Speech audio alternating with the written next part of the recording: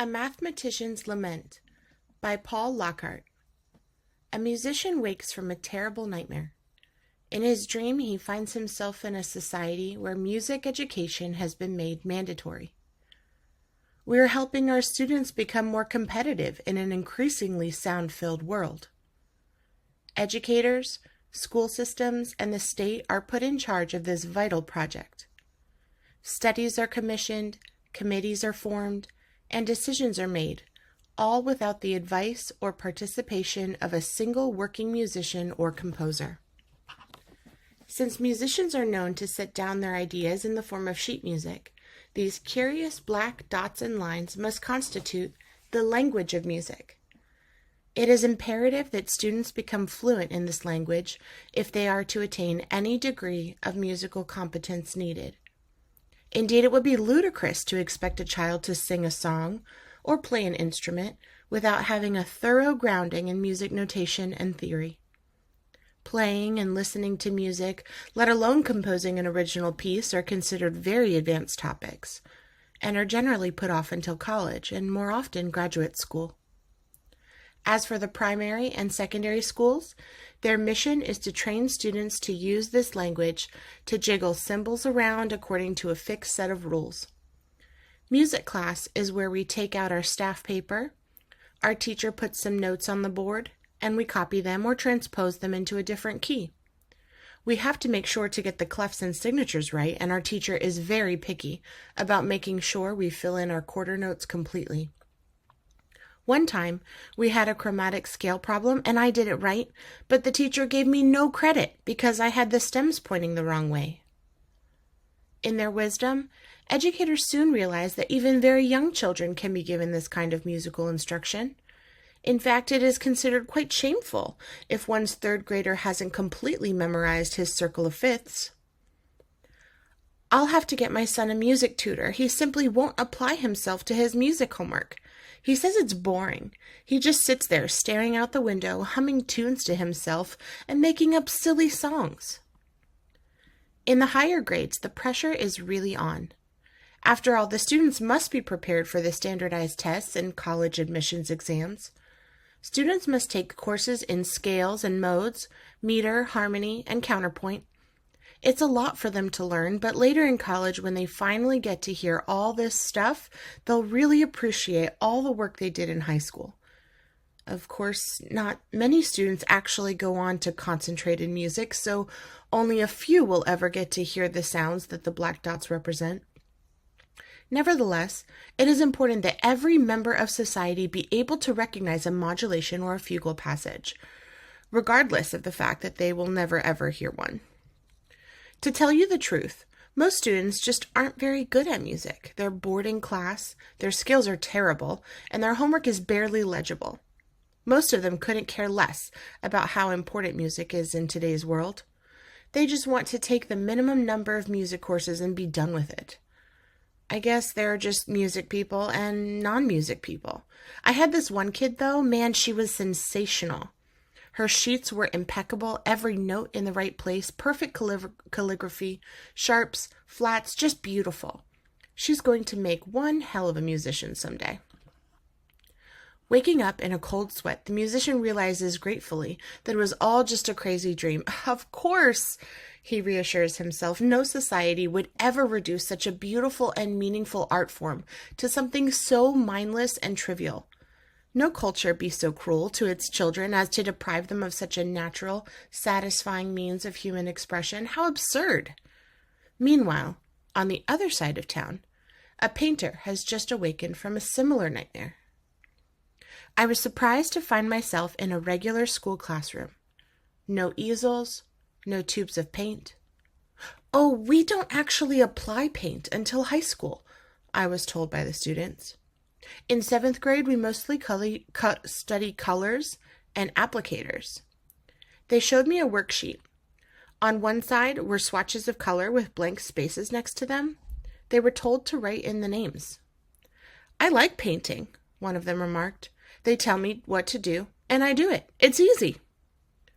After class, I spoke with the teacher. So your students don't actually do any painting? I asked. Well, next year they take pre-paint by numbers. That prepares them for the main paint by numbers sequence in high school, so they'll get used to what we've learned here and apply it to real-life painting situations, dipping the brush into paint, wiping it off, stuff like that. Of course, we track our students' ability. The really excellent painters, the ones who know their colors and brushes backwards and forwards, they get to the actual painting a little sooner, and some of them even take the advanced placement classes for college credit. But mostly, we're just trying to give these kids a good foundation in what painting is all about. So when they get out there in the real world and paint their kitchen, they don't make a total mess of it.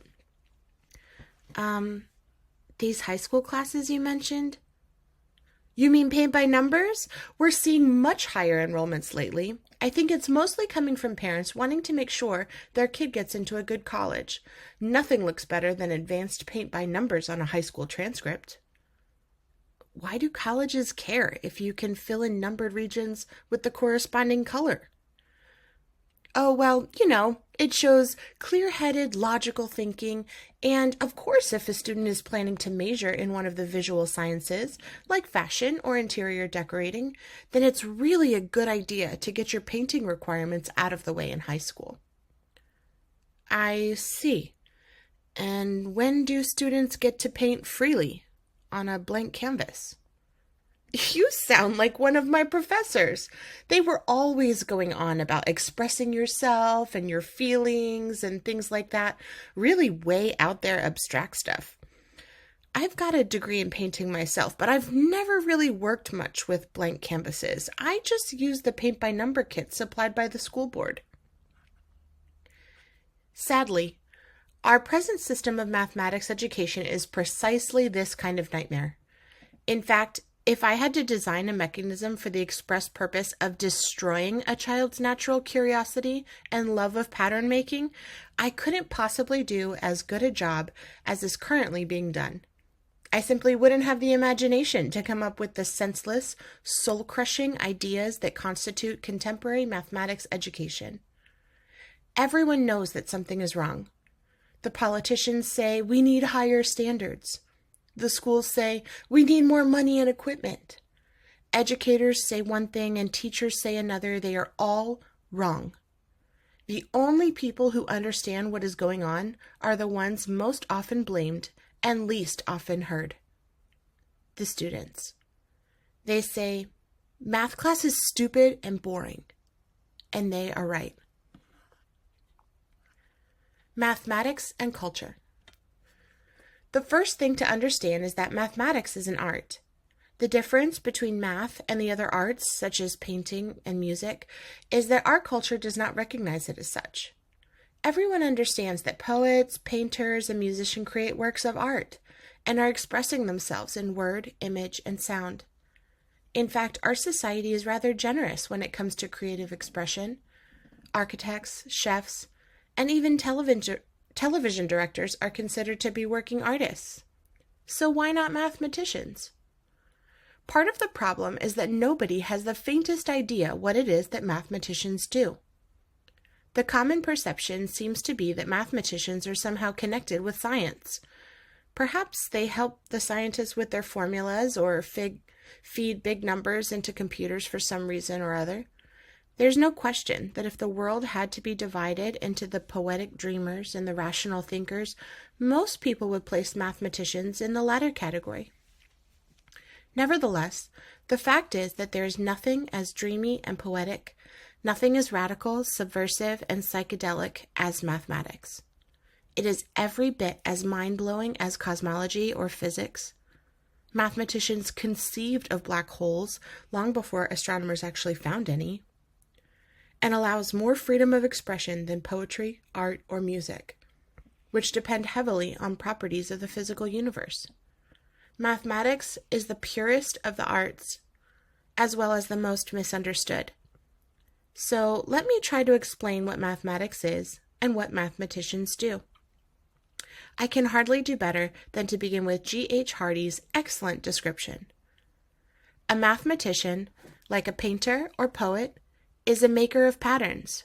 If his patterns are more permanent than theirs, it is because they are made with ideas. So mathematicians sit around making patterns of ideas. What sort of patterns? What sort of ideas?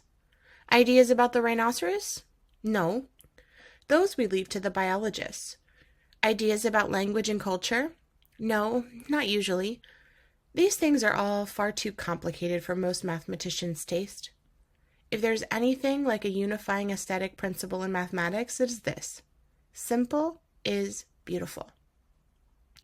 Mathematicians enjoy thinking about the simplest possible things, and the simplest possible things are imaginary. For example, if I'm in the mood to think about shapes, and I often am, I might imagine a triangle inside a rectangular box.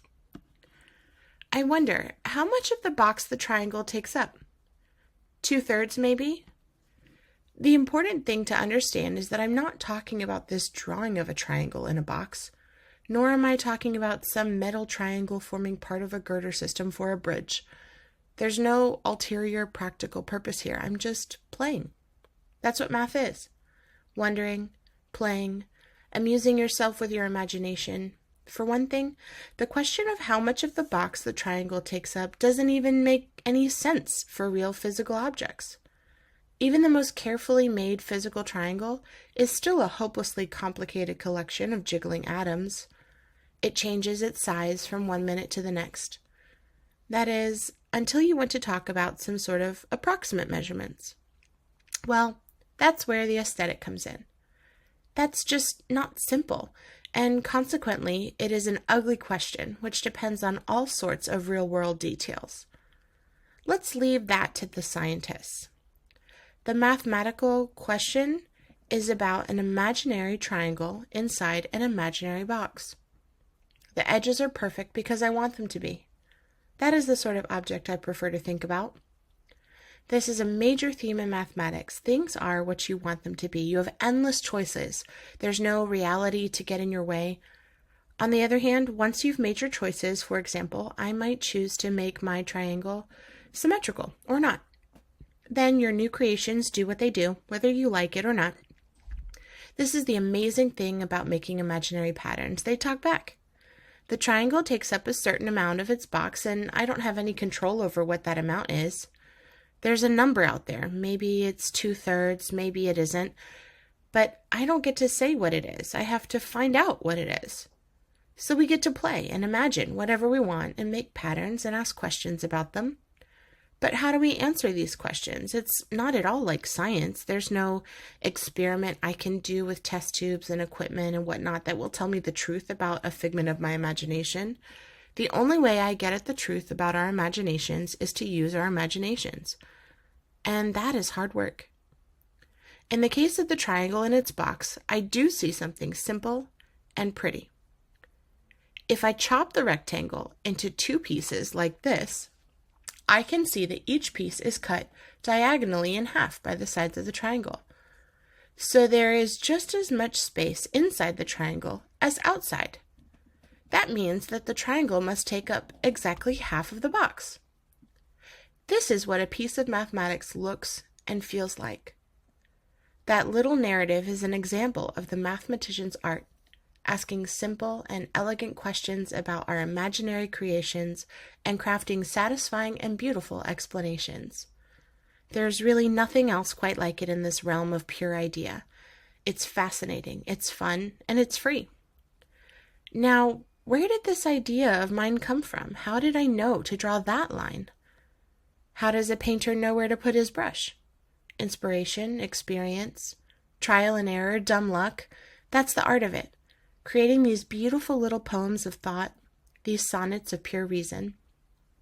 There is something so wonderfully transformational about this art form. The relationship between the triangle and the rectangle was a mystery, and then that one little line made it obvious. I couldn't see, and then all of a sudden I could. Somehow I was able to create a profound, simple beauty out of nothing. A change myself in the process.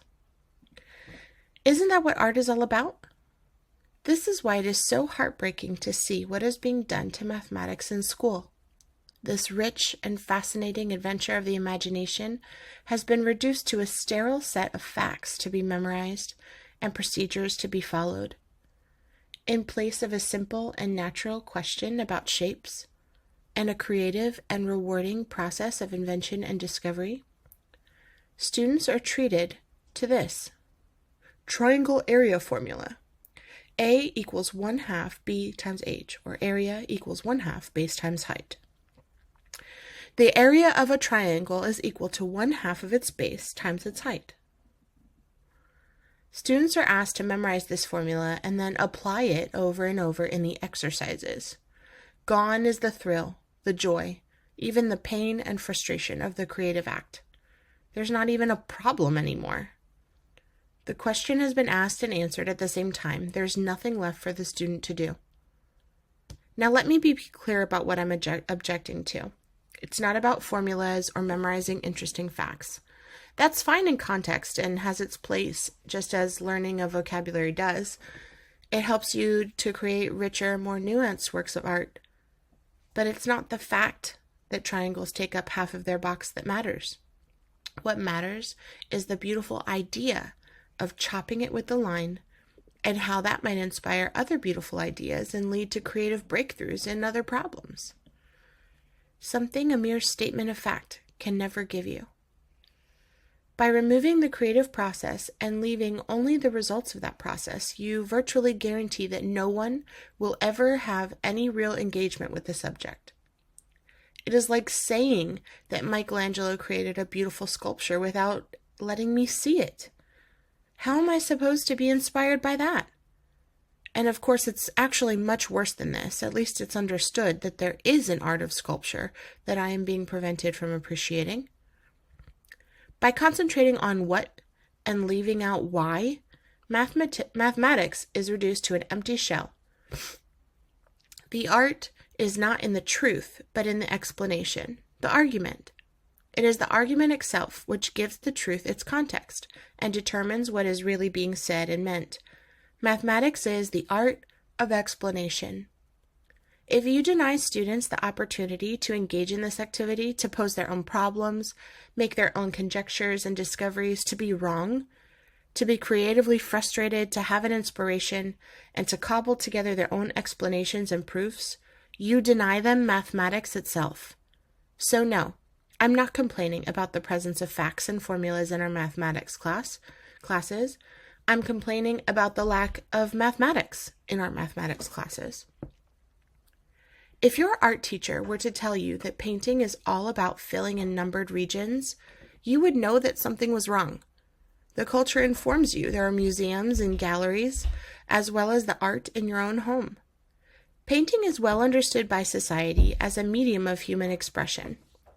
Likewise, if your science teacher tried to convince you that astronomy is about predicting a person's future based on the date of their birth, you would know she was crazy.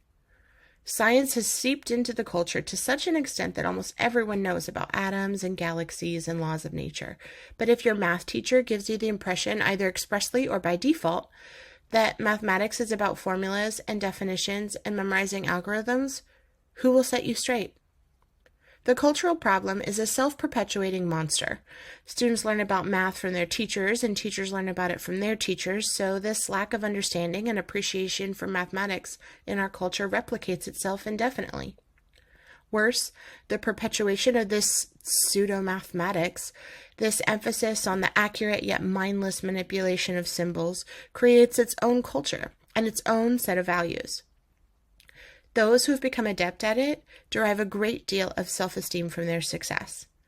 The last thing they want to hear is that math is really about raw creativity and aesthetic sensitivity. Many a graduate student has come to grief when they discover, after a decade of being told they were good at math, that in fact they have no real mathematical talent and are just very good at following directions. Math is not about following directions. It's about making new directions. And I haven't even mentioned the lack of mathematical criticism in school. At no time are students let in on the secret that mathematics, like any literature, is created by human beings for their own amusement. that works of mathematics are subject to critical appraisal, that one can have and develop a mathematical taste. A piece of mathematics is like a poem, and we can ask if it satisfies our aesthetic criteria. Is this argument sound? Does it make sense? Is it simple and elegant? Does it get me any closer to the heart of the matter? Of course, there's no criticism going on in school. There's no art being done to criticize. Why don't we want our children to learn to do mathematics? Is it that we don't trust them? That we think it's too hard? We seem to feel that they're capable of making arguments and coming to their own conclusions about Napoleon. Why not about triangles? I think it's simply that we as a culture don't know what mathematics is.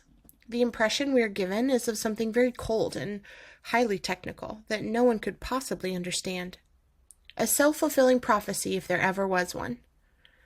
It would be bad enough if the culture were merely ignorant of mathematics, but what is far worse is that people actually think they do know what math is about, and are apparently under the gross misconception that mathematics is somehow useful to society. This is already a huge difference between mathematics and the other arts. Mathematics is viewed by the culture as some sort of tool for science and technology. Everyone knows that poetry and music are for pure enjoyment and for uplifting and ennobling the human spirit. Hence their virtual elimination from the public school curriculum. But no, math is important. Simplicio. Are you really trying to claim that mathematics offers no useful or practical applications to society? Salviati. Of course not. I'm merely suggesting that just because something happens to have practical consequences doesn't mean that that's what it's about. Music can lead armies into battle, but that's not why people write symphonies. Michelangelo decorated a ceiling, but I'm sure he had loftier things on his mind. Simplicio. But don't we need people to learn about those useful consequences of math? Don't we need accountants and carpenters and such? Salviati. How many people actually use any of this practical math they supposedly learn in school? Do you think carpenters are out there using trigonometry? How many adults remember how to divide fractions or solve a quadratic equation? Obviously, the current practical training program isn't working, and for good reason. It is excruciatingly boring, and nobody ever uses it anyway. So why do people think it's so important? I don't see how it's doing society any good to have its members walking around with vague memories of algebraic formulas and geometric diagrams, and clear memories of hating them. It might do some good, though, to show them something beautiful and give them an opportunity to enjoy being creative, flexible, open-minded thinkers, the kind of thing a real mathematical education might provide. Simplicio. But people need to be able to balance their checkbooks, don't they? Salviati. I'm sure most people use a calculator for everyday arithmetic, and why not? It's certainly easier and more reliable, but my point is not just that the current system is so terribly bad, it's that what it's missing is so wonderfully good. Mathematics should be taught as art for art's sake. These mundane, useful aspects would follow naturally as a trivial byproduct. Beethoven could easily write an advertising jingle, but his motivation for learning music was to create something beautiful. Simplicio. But not everyone is cut out to be an artist. What about the kids who aren't math people? How would they fit into your scheme? Salviati. If everyone were exposed to mathematics in its natural state with all the challenging fun and surprises that entails, I think we would see a dramatic change both in the attitude of students toward mathematics and in our conception of what it means to be good at math. We are losing so many potentially gifted mathematicians, creative, intelligent people who rightly reject what appears to be a meaningless and sterile subject. They are simply too smart to waste their time on such piffle. Simplicio. But don't you think that if math class were made more like art class, a lot of kids just wouldn't learn anything? Salviati. They're not learning anything now. Better to not have math classes at all than to do what is currently being done. at least some people might have a chance to discover something beautiful on their own. Simplicio. So you would remove mathematics from the school curriculum? Salviati. The mathematics has already been removed. The only question is what to do with the vapid, hollow shell that remains. Of course, I would prefer to replace it with an active and joyful engagement with mathematical ideas.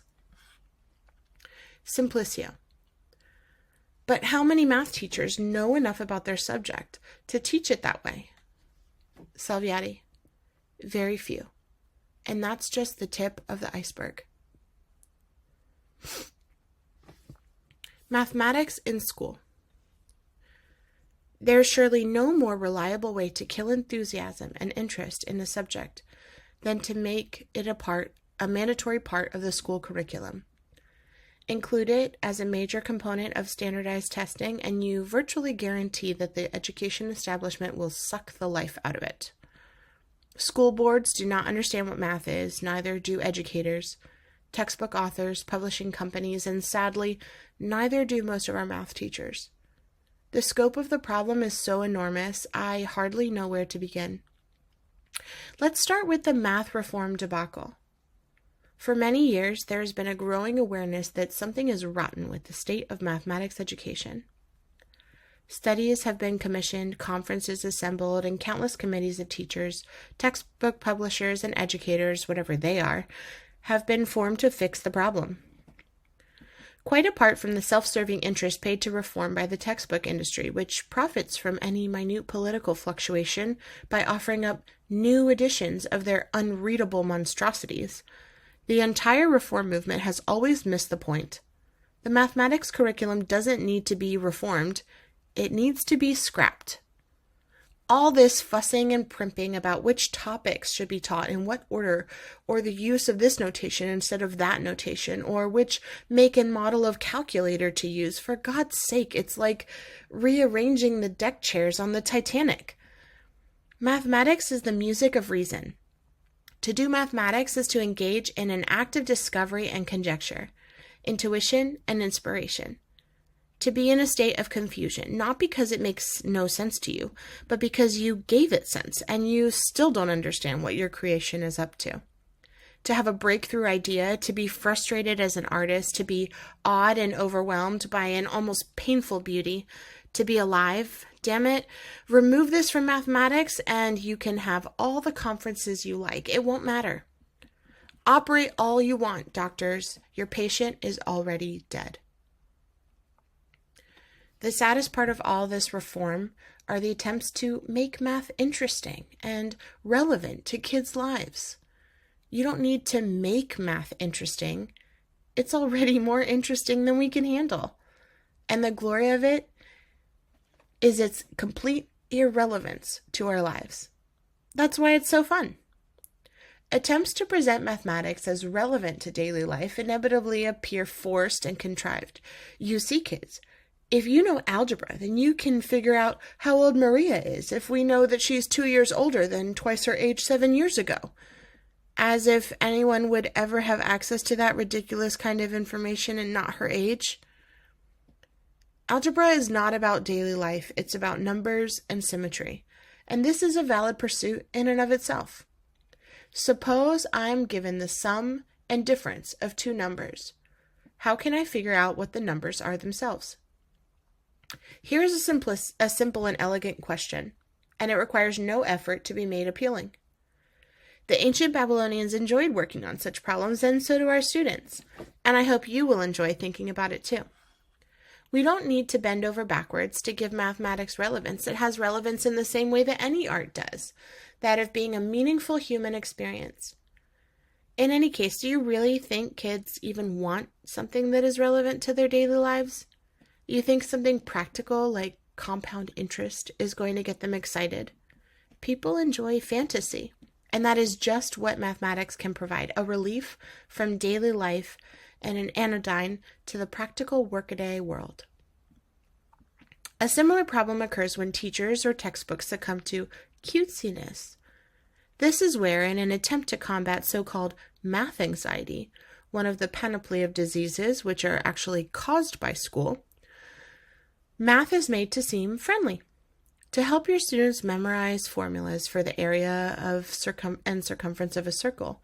For example, you might invent this whole story about Mr. C who drives around Mrs. A and tells her how nice his 2 pies are. C equals 2 pi r. And how her pies are square. A equals pi r squared. Or some other such nonsense. But what about the real story? The one about mankind's struggle with the problem of measuring curves? What about Eudoxus and Archimedes, and the method of exhaustion, and about the transcendence of pi? Which is more interesting, measuring the rough dimensions of a circular piece of graph paper using a formula that someone handed you without explanation and made you memorize and practice over and over, or hearing the story of one of the most beautiful, fascinating problems and one of the most brilliant and powerful ideas in human history? We are killing people's interest in circles, for God's sake.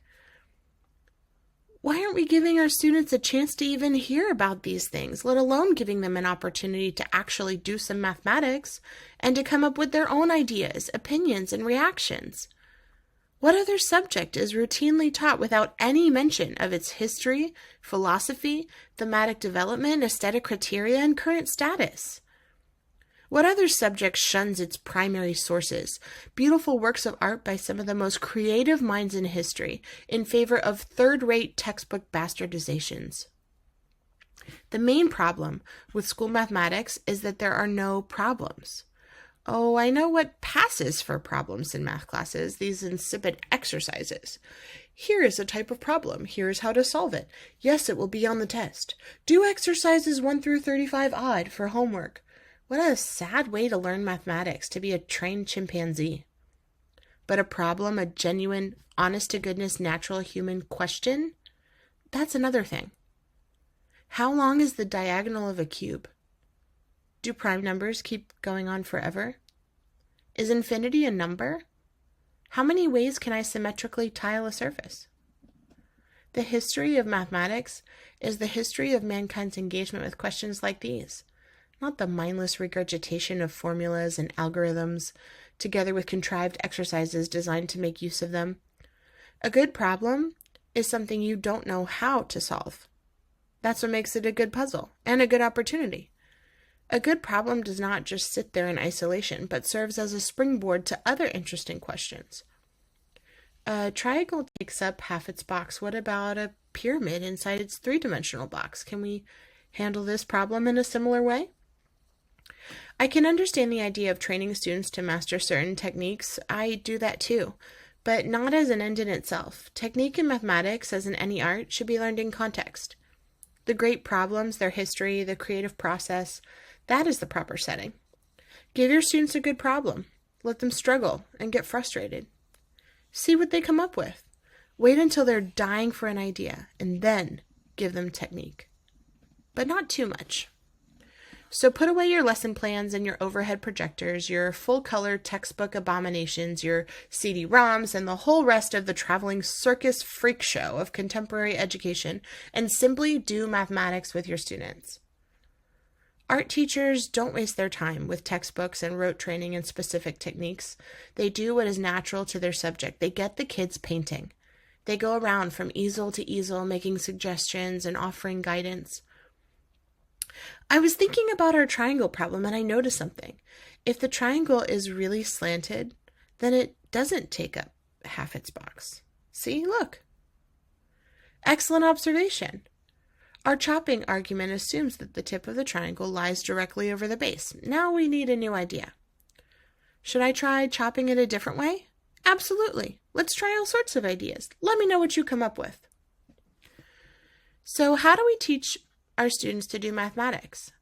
By engaging in natural problems suitable to their tastes, personalities, and level of experience. By giving them time to make discoveries and formulate conjectures. By helping them to redefine their arguments and creating an atmosphere of healthy and vibrant mathematical criticism. By being flexible and open to sudden changes in direction to which their curiosity may lead. In short, by having an honest, intellectual relationship with our students and our subject. Of course, what I'm suggesting is impossible for a number of reasons. Even putting aside the fact that statewide curricula and standardized tests virtually eliminate teacher autonomy, I doubt that most teachers even want to have such an intense relationship with their students. It requires too much vulnerability and too much responsibility. In short, it's too much work. It is far easier to be a passive conduit of some publisher's materials and to follow the shampoo bottle instruction, lecture, test, repeat, than to think deeply and thoughtfully about the meaning of one's subject and how to best convey that meaning directly and honestly to one's students. We are encouraged to forego the difficult task of making decisions based on our individual wisdom and conscience, and to get with the program. It is simply the path of least resistance. Textbooks publishers are to teachers what A. Pharmaceutical companies are to doctors, B. Record companies are to disc jockeys, C. Corporations are to congressmen, or D. All of the above. The trouble is that math, like painting or poetry, is hard, creative work. That makes it very difficult to teach. Mathematics is a slow, contemplative process. It takes time to produce a work of art, and it takes a skilled teacher to recognize one. Of course, it's easier to post a set of rules than to guide aspiring young artists, and it's easier to write a VCR manual than to write an actual book with a point of view. Mathematics is an art, and art should be taught by working artists, or if not, at least by people who appreciate the art form and can recognize it when they see it. It is not necessary that you learn music from a professional composer, but would you want yourself or your child to be taught by someone who doesn't even play an instrument and has never listened to a piece of music in their lives? Would you accept as an art teacher someone who has never picked up a pencil or stepped foot in a museum? Why is it that we accept math teachers who have never produced an original piece of mathematics, know nothing of the history and philosophy of the subject, nothing about recent developments, nothing in fact beyond what they are expected to present to their unfortunate students? What kind of a teacher is that? How can someone teach something that they themselves cannot do? I can't dance, and consequently I would never presume to think that I could teach a dance class. I could try, but it wouldn't be pretty.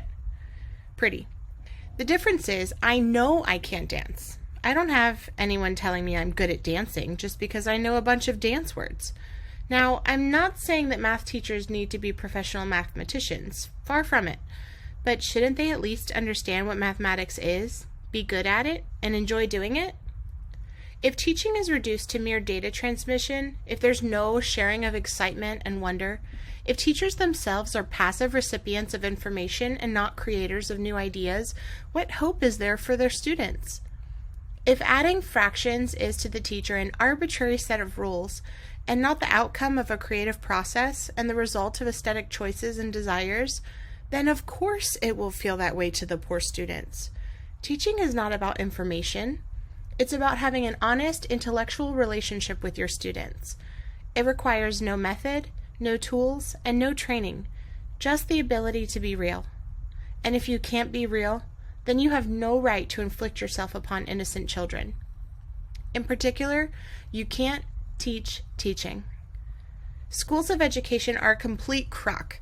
Oh, you can take classes in early childhood development and whatnot, and you can be trained to use a blackboard effectively and to prepare an organized lesson plan, which, by the way, ensures that your lesson will be planned and therefore false. But you will never be a real teacher if you are unwilling to be a real person. Teaching means openness and honesty, an ability to share excitement, and a love of learning. Without these, all the education degrees in the world won't help you, and with them, they are completely unnecessary. It's perfectly simple. Students are not aliens. They respond to beauty and pattern and are naturally curious, just like anyone else. Just talk to them, and more importantly, listen to them. Simplicio. All right. I understand that there is an art to mathematics and that we are not doing a good job of exposing people to it, but isn't this a rather esoteric, highbrow sort of thing to expect from our school system? We're not trying to create philosophers here. We just want people to have a reasonable command of basic arithmetic so they can function in society. Salviati. But that's not true. School mathematics concerns itself with many things that have nothing to do with the ability to get along in society.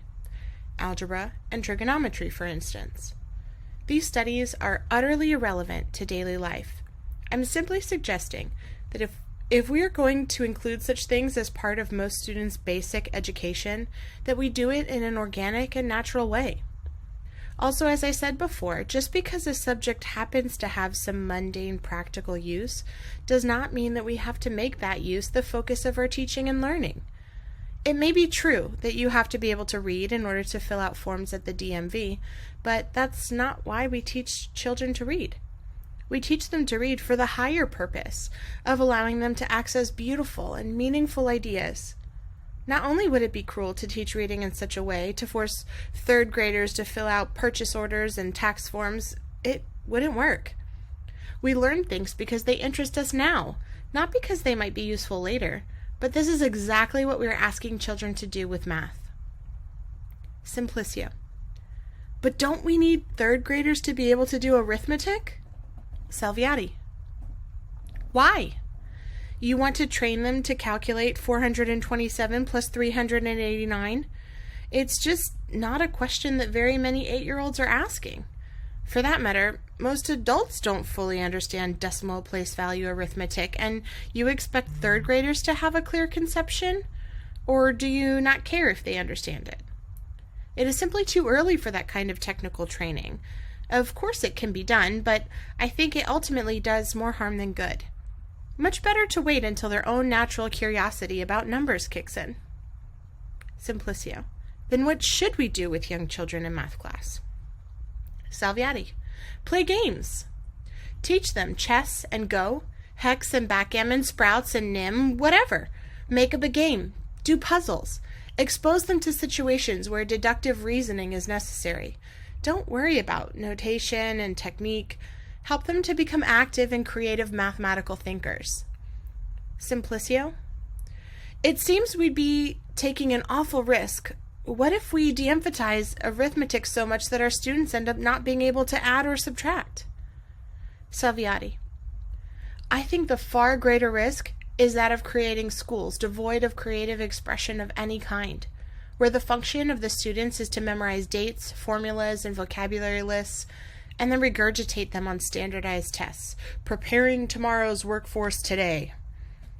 Simplicio. But surely there is some body of mathematical facts of which an educated person should be cognizant? Salviati. Yes, the most important of which is that mathematics is an art form done by human beings for pleasure. All right, yes, it would be nice if people knew a few basic things about numbers and shapes, for instance, but this will never come from rote memorization, drills, lectures, and exercises. You learn things by doing them, and you remember what matters to you. We have millions of adults wandering around with negative b plus or minus the square root of b squared minus 4ac all over 2a in their heads, and absolutely no idea whatsoever that it means. And the reason is that they were never given the chance to discover or invent such things for themselves. They never had an engaging problem to think about, to be frustrated by, and to create in them the desire for technique or method. They were never told the history of mankind's relationship with numbers, no ancient Babylonian problem tablets, no Rhine papyrus, no Liberace, no Ars Magna. More importantly, no chance for them to even get curious about a question. It was answered before they could ask it. Simplicio. But we don't have time for every student to invent mathematics for themselves. It took centuries for people to discover the Pythagorean theorem. How can you expect the average child to do it? Salviati. I don't. Let's be clear about this. I'm complaining about the complete absence of art and invention, history and philosophy, context and perspective from the mathematics curriculum. That doesn't mean that notation, technique, and the development of a knowledge base have no place. Of course they do. We should have both. If I object to a pendulum swinging being far too on one side, it doesn't mean I want it to be all the way on the other side. But the fact is, people learn better when the product comes out of process. A real appreciation for poetry does not come from memorizing a bunch of poems. It comes from writing your own. Simplicio. Yes, but before you can write your own poems, you need to learn the alphabet. The process has to begin somewhere. You have to walk before you can run. Salviati. No. You have to have something you want to run toward. Children can write poems and stories as they learn to read and write. A piece of writing by a 6-year-old is a wonderful thing, and the spelling and punctuation errors don't make it less so. Even very young children can invent songs, and they haven't a clue what key it is in or what type of meter they are using. Simplicio. But isn't math different? Isn't math a language of its own with all sorts of symbols that have to be learned before you can use it? Salviati. Not at all. Mathematics is not a language, it's an adventure. Do musicians speak another language simply because they choose to abbreviate their ideas with little black dots? If so, it's no obstacle to the toddler and her song. Yes, a certain amount of mathematical shorthand has evolved over the centuries, but it is in no way essential. Most mathematics is done with a friend over a cup of coffee, with a diagram scribbled on a napkin. Mathematics is and always has been about ideas, and a valuable idea transcends the symbols with which you use to present it. As Gauss once remarked, what we need are notions, not notations. Simplicio. But isn't one of the purposes of mathematics education to help students think in a more precise and logical way, and to develop their quantitative reasoning skills? Don't all of these definitions and formulas sharpen the minds of our students? Salviati. No, they don't. If anything, the current system has the opposite effect of dulling the mind. Mental acuity of any kind comes from solving problems yourself, not from being told how to solve them. Simplicio. Fair enough, but what about those students who are interested in pursuing a career in science or engineering? Don't they need the training that the traditional curriculum provides? Isn't that why we teach mathematics in school? Salviati. How many students taking literature classes will one day be writers? That is not why we teach literature, nor why students take it. We teach to enlighten everyone, not to train only the future professionals. In any case, the most valuable skill for a scientist or engineer is being able to think creatively and independently. The last thing anyone needs is to be trained. The mathematics curriculum. The truly painful thing about the way mathematics is taught in school is not what is missing. The fact that there is no actual mathematics being done in our classes, but what is there in its place. The confused heap of destructive disinformation known as the mathematics curriculum. It is time now to take a closer look at exactly what our students are up against, what they're being exposed to in the name of mathematics, and how they're being harmed in the process. The most striking thing about this so-called mathematics curriculum is its rigidity. This is especially true in the later grades. From school to school, city to city, and state to state, the same exact things are being said and done in the same exact way, in the same exact order. Far from being disturbed and upset by this Orwellian state of affairs, most people have simply accepted this standard model math curriculum as being synonymous with math itself. This is intimately connected to what I call the ladder myth. The idea that mathematics can be arranged as a sequence of subjects, each being in some way more advanced or higher than the previous. The effect is to make school mathematics into a race. Some students are ahead of others, and parents worry that their child is falling behind. And where exactly does this race lead? What is waiting at the finish line? It's a sad race to nowhere.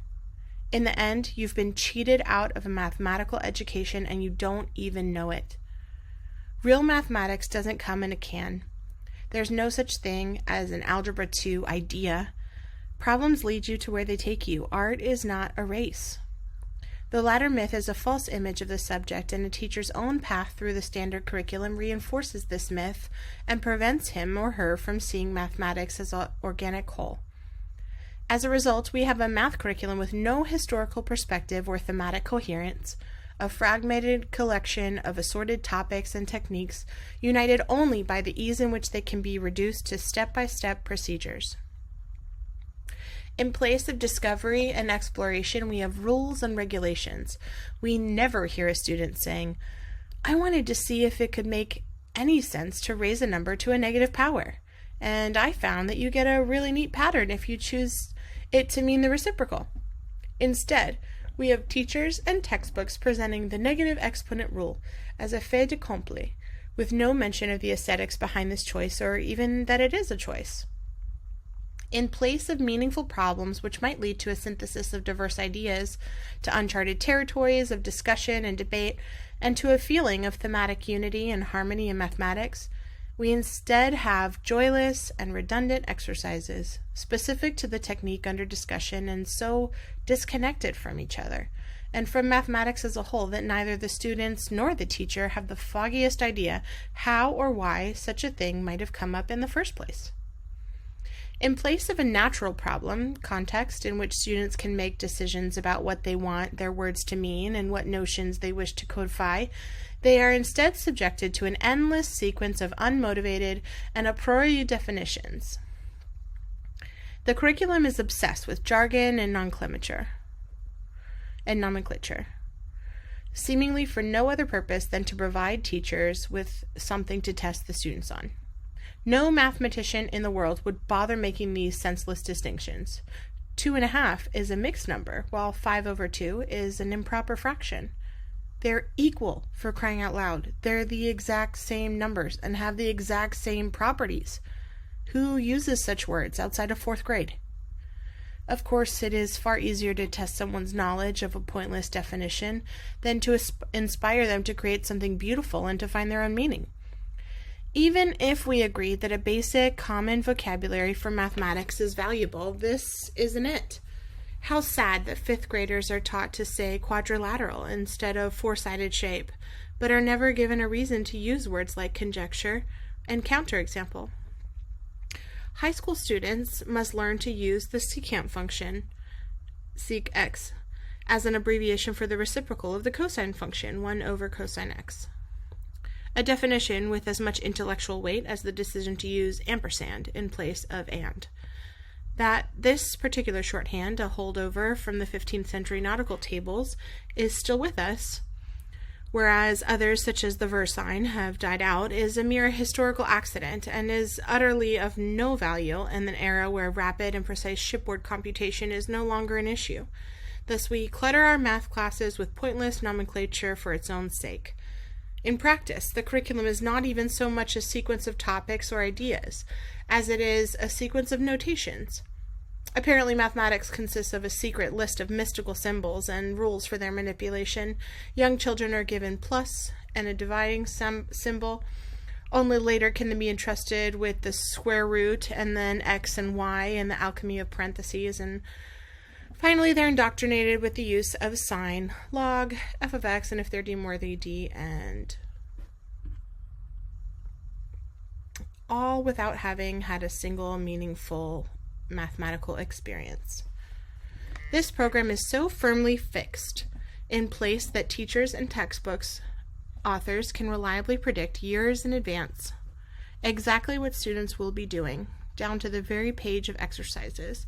It is not all uncommon to find second-year algebra students being asked to calculate f of x plus h minus f of x, all divided by h for various functions of f, so that they will have seen this when they take calculus a few years later. Naturally, no motivation is given nor expected for why such a seemingly random combination of operations would be of interest, although I am sure there are many teachers who try to explain what such a thing might mean and think they're doing their students a favor, when in fact, to them, it is just one more boring math problem to be gotten over with. What do they want me to do? Oh, just plug it in? Okay. Another example is the training of students to express information in an unnecessarily complicated form, merely because at some distant future period it will have meaning. Does any middle school algebra teacher have the slightest clue why he is asking his students to rephrase the number x lies between 3 and 7 as the absolute value of x minus 5 is less than 2. Do these hopelessly inept textbook authors really believe they're helping students by preparing them for a possible day years hence when they might be operating within the context of a higher dimensional geometry or an abstract metric space? I doubt it. I expect they're simply copying each other decade after decade, maybe changing the fonts or the highlight colors, and beaming with pride when the school system adopts their book and becomes their unwitting accomplice. Mathematics is about problems, and problems must be made the focus of a student's mathematical life. Painful and creatively frustrating as it may be, students and their teachers should at all times be engaged in the process. Having ideas, not having ideas, discovering patterns, making conjectures, constructing examples and counterexamples, devising arguments, and critiquing each other's work. Specific techniques and methods will arise naturally out of this process as they did historically, not isolated from, but organically connected to, and as an outgrowth of their problem background. English teachers know that spelling and pronunciation are best learned in a context of reading and writing. History teachers know that names and dates are uninteresting when removed from the unfolding backstory of events. Why does mathematics education remain stuck in the 19th century? Compare your own experience of learning algebra with Bertrand Russell's recollection. I was made to learn by heart. The square of the sum of two numbers is equal to the sum of their squares increased by twice their product. I had not the vaguest idea what this meant, and when I could not remember the words, my tutor threw the book at my head, which did not stimulate my intellect in any way. Are things really any different today? Simplicio. I don't think that's very fair. Surely teaching methods have improved since then. Salviati. You mean training methods. Teaching is a messy human relationship. It does not require a method. Or rather, I should say, if you need a method, you're probably not a very good teacher. If you don't have enough of a feeling for your subject to be able to talk about it in your own voice in a natural and spontaneous way, how well could you understand it? And speaking of being stuck in the 19th century, isn't it shocking how the curriculum itself is stuck in the 17th? To think of all the amazing discoveries and profound revolutions in mathematical thought that have occurred in the last 3 centuries, there's no more mention of these than if they had never happened. Simplicio. But aren't you asking an awful lot from our math teachers? You expect them to provide individual attention to dozens of students, guiding them on their own paths to discovery and enlightenment, and to be up on recent mathematical history as well? Salviati. Do you expect your art teacher to be able to give you individualized, knowledgeable advice about your painting? Do you expect her to know anything about the last 300 years of art history? But seriously, I don't expect anything of the kind. I only wish it were so. Simplicio. So you blame the math teachers? Salviati. No. I blame the culture that produces them. The poor devils are trying their best and are only doing what they've been trained to do. I'm sure most of them love their students and hate what they're being forced to put them through. They know in their hearts that it is meaningless and degrading. They can sense that they have been made cogs in a great soul-crushing machine, but they lack the perspective needed to understand it or to fight against it. They only know they have to get students ready for the next year. Simplicio. Do you really think that most students are capable of operating on such a high level as to create their own mathematics? Salviati. If we honestly believe that creative reasoning is too high for our students and that they can't handle it, why do we allow them to write history papers or essays about Shakespeare? The problem is not that the students can't handle it, it's that none of the teachers can. They've never proved anything themselves, so how could they possibly advise a student? In any case, there would obviously be a range of student interest and ability, as there is in any subject, but at least students would like or dislike mathematics for what it really is, and not for this perverse mockery of it. Simplicio. But surely we want all of our students to learn a basic set of facts and skills. That's what a curriculum is for. And that's why it is so uniform. There are certain timeless, cold hard facts we need our students to know. 1 + 1 is 2. The angles of a triangle add up to 180 degrees. These are not opinions or mushy artistic feelings. Salviati. On the contrary, Mathematical structures, useful or not, are invented and developed within a problem context and derive their meaning from that context. Sometimes we want 1 plus 1 to equal 0, as in so-called mod 2 arithmetic. And on the surface of the sphere, the angles of a triangle add up to more than 180 degrees. There are no facts, per se. Everything is relative and relational. It is the story that matters, not just the ending. Simpliciter. I'm getting tired of all your mystical mumbo-jumbo. Basic arithmetic, all right? Do you or do you not agree that students should learn it? Salviati. That depends on what you mean by it. If you mean having an appreciation for the problems of counting and arranging, the advantages of grouping and naming, the distinction between a representation and the thing itself, and some idea of a historical development of number systems, then yes, I do think our students should be exposed to such things. If you mean the rote memorization of arithmetic facts without any underlying conceptual framework, then no. If you mean exploring the not at all obvious fact that 5 groups of 7 is the same as 7 groups of 5, then yes. If you mean making a rule that 5 times 7 equals 7 times 5, then no. Doing mathematics should always mean discovering patterns and crafting beautiful and meaningful explanations. Simpliciter. What about geometry? Don't students prove things there? Isn't high school geometry a perfect example of what you want math classes to be? High school geometry. Instrument of the devil. There is nothing quite so vexing to the author of a scathing indictment as having the primary target of his venom offered up in his support. And never was a wolf in sheep's clothing as insidious, nor a false friend as treacherous, as high school geometry. It is precisely because it is school's attempt to introduce students to the art of argument that makes it so very dangerous. Posing as the arena in which students finally get to engage in true mathematical reasoning, this virus attacks mathematics at its heart, destroying the very essence of creative, rational argument, poisoning the students' enjoyment of this fascinating and beautiful subject, and permanently disabling them from thinking about math in a natural and intuitive way. The mechanism behind this is subtle and devious. The student victim is first stunned and paralyzed by an onslaught of pointless definitions, propositions, and notations, and is then slowly and painstakingly weaned away from any natural curiosity or intuition about shapes and their patterns by a systematic indoctrination into the stilted language and artificial format of the so-called formal geometric proof.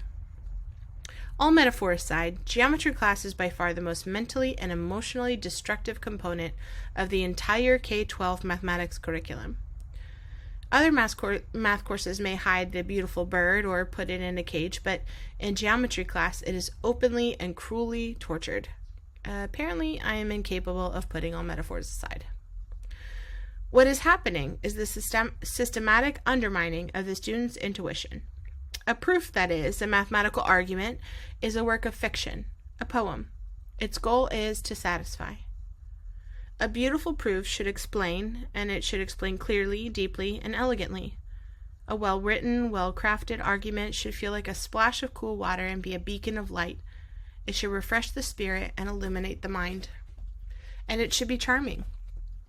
There is nothing charming about what passes for proof in geometry class. Students are presented a rigid, dogmatic format in which their so-called proofs are to be conducted.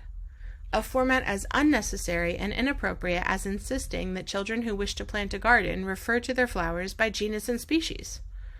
Let's look at some specific instances of this insanity.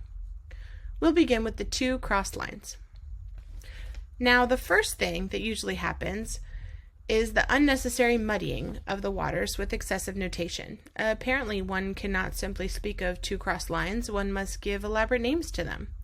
And not simple names like line 1 or line 2 or even A and B. We must, according to high school geometry, select random and irrelevant points on these lines and then refer to these lines using the special line notation. You see, now we get to call them AB and CD. And God forbid you should omit the little bars on top. AB refers to the length of the line of AB, at least I think that's how it works. Never mind how pointlessly complicated it is. This is the way one must learn to do it. Now comes the actual statement, usually referred to by some absurd name like Proposition 2.1.1. Let the line A and the line B and CD intersect at P, and then APC is equal to the angle of BPD. In other words, the angles on both sides are the same. Well, duh. The configuration of two cross lines is symmetrical, for Christ's sake. And as if this isn't bad enough, the patently obvious statement about lines and angles must then be proved. The measure of angle APC plus the measure of angle APD equals 180, and the measure of angle BPD plus the measure of angle APD equals 180. And the reason is the angle addition postulate. And 2, the measure of angle APC plus the measure of APD equals the measure of BPD plus the measure of APD. Substitution property. 3, the measure of APD equals the measure of APD, reflexive property of equality. 4, the measure of APC equals the measure of BPD, subtraction property of equality. And 5, the angle APC is equal to the angle BPD. 5, the angle measurement postulate. Instead of a witty and enjoyable argument written by an actual human being conducted in one of the world's many natural languages, we get this sullen, soulless, bureaucratic form letter of a proof. And what a mountain being made of a molehill! Do we really want to suggest that a straightforward observation like this requires such an extensive preamble? Be honest. Did you actually even read it? Of course not. Who would want to? The effect of such a production being made over something so simple is to make people doubt their own intuition. Calling into question the obvious by insisting that it be rigorously proved, as if the above even constitutes a legitimate formal proof, is to say to a student, your feelings and ideas are suspect. You need to think and speak our way. Now, there is a place for formal proof in mathematics, no question, but that place is not a student's first introduction to mathematical argument. At least let people get familiar with some mathematical objects and learn what to expect from them before you start formalizing everything. Rigorous formal proof only becomes important when there is a crisis, when you discover that your imaginary objects behave in a counterintuitive way, when there is a paradox of some kind, but such excessive preventative hygiene is completely unnecessary here. Nobody's gotten sick yet. Of course, if a logical crisis should arise at some point, then obviously it should be investigated, and the argument made more clear. But that process can be carried out intuitively and informally as well. In fact, it is the soul of mathematics to carry out such a dialogue with one's own proof. So not only are most kids utterly confused by this pedantry, nothing is more mystifying than a proof of the obvious. But even those few whose intuition remains intact must then retranslate their excellent, beautiful ideas back into this absurd hieroglyphic framework in order for their teacher to call it correct. The teacher then flatters himself that he is somehow sharpening his students' minds. As a more serious example, let's take the case of the triangle inside of a semicircle. Now, the beautiful truth about this pattern is that no matter where on the circle you place the tip of the triangle, it always forms a nice right angle. I have no objection to a term like right angle if it is relevant to the problem and makes it easier to discuss. It's not terminology itself that I object to. It's pointless, unnecessary terminology. In any case, I would be happy to use corner or even pigpen if a student preferred. Here is a case where our intuition is somewhat in doubt. It's not at all clear that this should be true. It even seems unlikely. Shouldn't the angle change if I move the tip? What we have here is a fantastic math problem. Is it true? If so, why is it true? What a great project. What a terrific opportunity to exercise one's ingenuity and imagination. Of course, no such opportunity is given to the students whose curiosity and interest is immediately deflated by Theorem 9.5. Let the triangle ABC be inscribed in a semicircle with diameter AC, and then the angle ABC is a right angle. And then the proof. Could anything be more attractive and inelegant?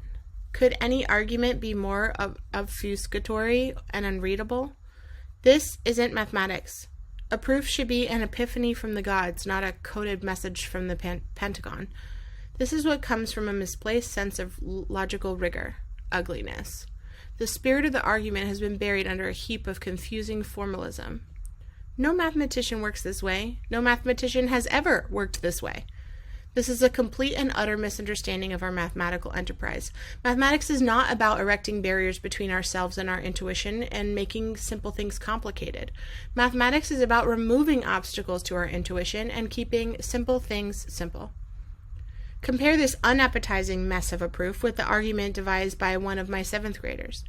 Take the triangle and rotate it around so it makes a 4-sided box inside the circle. Since the triangle got turned completely around, the sides of the box must be parallel, so it makes a parallelogram, but it can't be a slanted box because both of its diagonals are the diameters of the circle.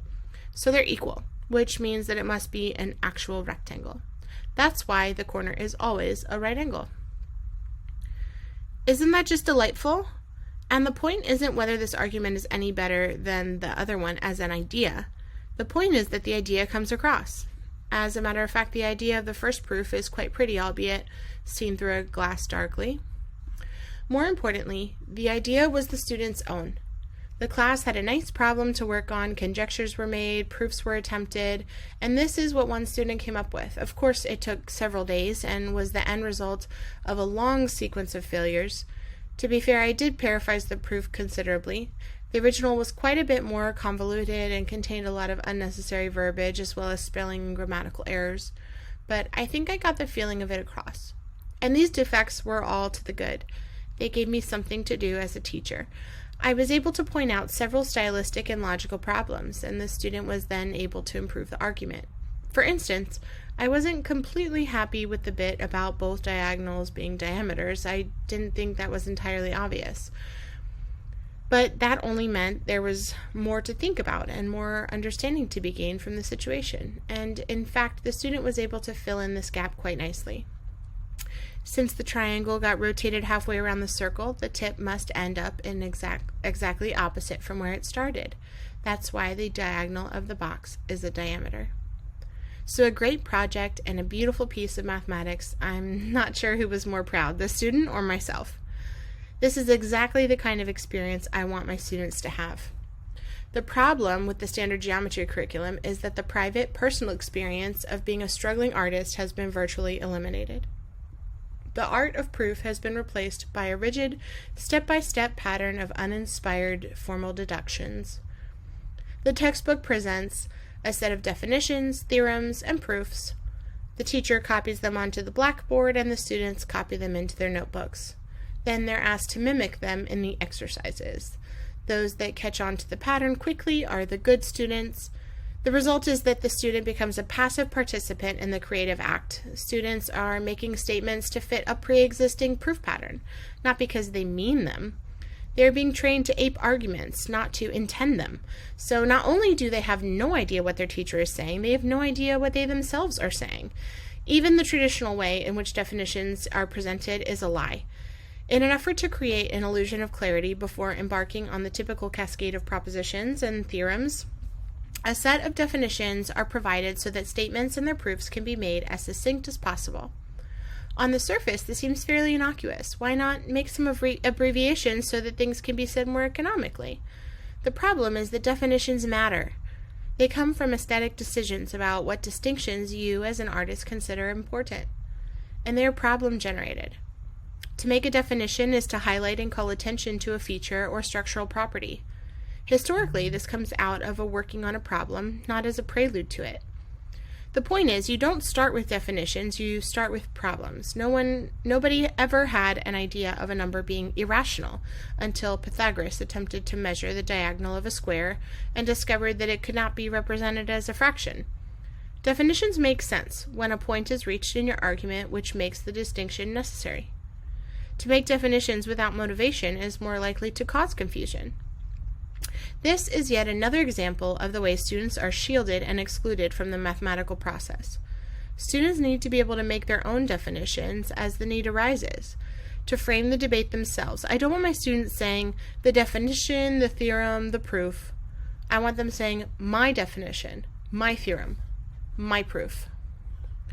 All of these complaints aside, the real problem with this kind of presentation is that it is boring. Efficiency and economy simply do not make good pedagogy. I have a hard time believing that Euclid would approve of this, and I know Archimedes wouldn't. Simplicio. Now hold on a minute. I don't know about you, but I actually enjoyed my high school geometry class. I liked the structure, and I enjoyed working within the rigid proof format. Salviati. I'm sure you did. You probably even got to work on some nice problems occasionally. Lots of people enjoy geometry class, although lots more hate it. But this is not a point in favor of the current regime. Rather, it is a powerful testimony to the allure of mathematics itself. It's hard to completely ruin something so beautiful. Even this faint shadow of mathematics can still be engaging and satisfying. Many people enjoy paint by numbers as well. It is relaxing and colorful manual activity. That doesn't make it the real thing, though. Simplicio. But I'm telling you, I liked it. Salviati. And if you had had a more natural mathematical experience, you would have liked it even more. Simplicio. So we're supposed to just set off on some free-form mathematical excursion and the students will learn whatever they happen to learn? Salviati. Precisely. Problems will lead to other problems, technique will be developed as it becomes necessary, and new topics will arise naturally. And if some issue never happens to come up in 13 years of schooling, how interesting or important could it be? Simplicio. You've gone completely mad. Salviati. Perhaps I have, but even working within the conventional framework, a good teacher can guide the discussion and the flow of problems so as to allow the students to discover and invent mathematics for themselves. The real problem is that the bureaucracy does not allow an individual teacher to do that. With a set curriculum to follow, a teacher cannot lead. There should be no standards and no curriculum, just individuals doing what they think is best for their students. Simplicio. But then how can schools guarantee that their students will have all of the same basic knowledge? How will we accurately measure their relative worth? Salviati. They can't, and we won't. Just like in real life. Ultimately, you have to face the fact that people are all different, and that's just fine. In any case, there's no urgency, so a person who graduates from high school not knowing the half-angle formulas, as if they do now, so what? At least that person would come away with some sort of an idea of what the subject is really about, and would get to see something beautiful. In conclusion, to put the finishing touches on my critique of the standard curriculum, as a service to the community, I now present the first ever completely honest course catalog for the K-12 mathematics. The standard school mathematics curriculum. Lower school math. The indoctrination begins. Students learn that mathematics is not something you do, but something that is done to you. Emphasis is placed on sitting still, filling out worksheets, and following directions. Children are expected to master a complex set of algorithms for manipulating Hindi symbols, unrelated to any real desire or curiosity on their part, and regarded only a few centuries ago as too difficult for the average adult. Multiplication tables are stressed, as are parents, teachers, and the kids themselves. Middle school math. Students are taught to view mathematics as a set of procedures akin to religious rites, which are eternal and set in stone. The holy tablets, or math books, are handed out, and the students learn to address the church elders as they, as in, what do they want here, or do they want me to divide? Contrived and artificial word problems will be introduced in order to make the mindless drudgery of arithmetic seem enjoyable by comparison. Students will be tested on a wide array of unnecessary technical terms such as whole number and proper fraction, without the slightest rationale for making such distinctions. Excellent preparation for Algebra 1. Algebra 1. So as not to waste valuable time thinking about numbers and their patterns, this course instead focuses on symbols and rules for their manipulation. The smooth narrative thread that leads from ancient Mesopotamian tablet problems to the high art of the Renaissance algebraists is discarded in favor of a disturbingly fractured postmodern retelling with no characters, plot, or theme. The instance that all numbers and expressions be put into various standard forms will provide additional confusion as to the meaning of identity and equality. Students must also memorize the quadratic formula for some reason. Geometry. Isolated from the rest of the curriculum, this course will raise the hopes of students who wish to engage in meaningful mathematical activity and then dash them. Clumsy and distracting notation will be introduced, and no pains will be spared to make the simple seem complicated. This goal of this course is to eradicate any last remaining vestiges of natural mathematical intuition in preparation for Algebra 2. Algebra 2. The subject of this course is the unmotivated and inappropriate use of coordinate geometry. Conic sections are introduced in a coordinate framework so as to avoid the aesthetic simplicity of cones in their sections. Students will learn to rewrite quadratic forms in a variety of standard formats for no reason whatsoever. Exponential and logarithmic functions are also introduced in Algebra 2, despite not being algebraic objects, simply because they have to be stuck in somewhere, apparently. The name of the course is chosen to reinforce the latter mythology. Why geometry occurs in between Algebra 1 and its sequel remains a mystery. Trigonometry. 2 weeks of content are stretched to semester length by masturbatory definitional runarounds. Truly interesting and beautiful phenomena such as the way the sides of a triangle depend on its angles will be given the same emphasis as irrelevant abbreviations and obsolete notational conventions, in order to prevent students from forming any clear idea as to what the subject is about. Students will learn mnemonic devices as SOHCAHTOA, and all students take calculus, in lieu of developing a natural, intuitive feeling for orientation and symmetry. The measurement of triangles will be discussed without mention of the transcendental nature of the trigonomic functions or the consequent linguistic and philosophical problems inherent in making such measurements. Calculator required so as to further blur these issues. Pre-calculus. A senseless billibase of disconnected topics, mostly a half-baked attempt to introduce late 19th century analytic methods into settings where they are neither necessary nor helpful. Technical definitions of limits and continuity are presented in order to obscure the intuitively clear notion of smooth change. As the name suggests, this course prepares the student for calculus, where the final phase in the systematic obfuscation of any natural ideas related to shape and motion will be completed. Calculus. This course will explore the mathematics of motion and the best ways to bury it under a mountain of unnecessary formalism. Despite being an introduction to both the differential and integral calculus, the simple and profound ideas of Newton and Leibniz will be discarded in favor of the more sophisticated function-based approach developed as a response to various analytic crises which do not really apply in this setting and which will, of course, not be mentioned to be taken again in college verbatim. And there you have it, a complete prescription for permanently disabling young minds. A proven cure for curiosity. What have they done to mathematics? There is such a breathtaking depth and heartbreaking beauty in this ancient art form. How ironic that people dismiss mathematics as the antithesis of creativity. They're missing out on an art form older than any book, more profound than any poem, more abstract than any abstract, and it is school that has done this. What a sad, endless cycle of innocent teachers inflicting damage upon innocent students. We could all be having so much more fun. Simplicio. All right, I'm thoroughly depressed. What now? Salviati. Well, I think I have an idea about a pyramid inside a cube.